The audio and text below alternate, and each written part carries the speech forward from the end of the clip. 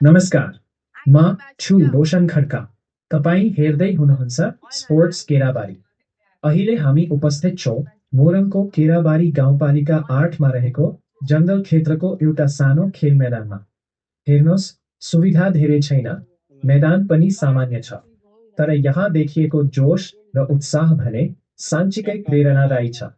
यस मैदानमा अहिले सञ्चालन भएको U15 फुटबल प्रतियोगितामा मोरङका विभिन्न स्थानबाट आएका प्रतिभावान बाल खेलाडीहरूले आफ्नो उत्कृष्ट खेल प्रदर्शन गरिरहेका छन्। यही मैदानमा खेलिरहेका यी बाल खेलाडीहरूमध्ये धेरैको सपना छ एक दिन राष्ट्रिय टोलीको जर्सी लगाएर नेपालका लागि खेल्ने। तर प्रश्न के उठ भने यति धेरै प्रतिभा हुँदाहुँदै के हामीले उनीहरूलाई पर्याप्त अवसर दिन सकेका छौँ?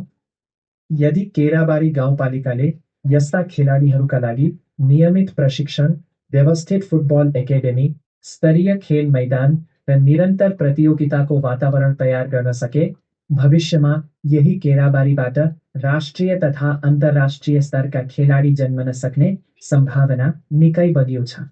प्रतिभा गाउँमै छ, सपना गाउँमै छ।